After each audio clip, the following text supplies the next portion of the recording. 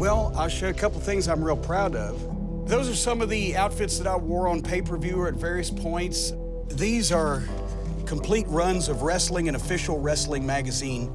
Marcus Griffin was a sports writer in the New York area, and he was able to get in and uncovered how the three members of the Goldust Trio, Toots Mondt as a matchmaker, Strangler Lewis as a champion wrestler, and Billy Sandow as the promoter, managed to change and control the business by instituting finishes, working series of matches with guys called programs, doing angles to build to more interest in a return match.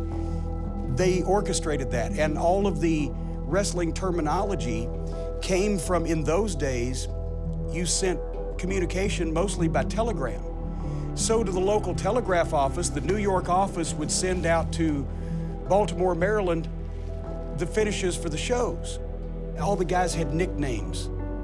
So-and-so under, so-and-so, whatever these, shady terms, which became wrestling terminology, because that way they were fooling the telegraph operators who were basically broadcasting gibberish that they couldn't understand.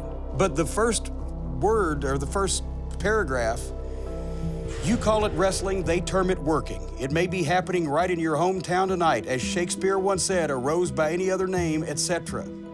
Wrestling is the roughest, most dramatic, and oftentimes the most hilarious sport before the American public today.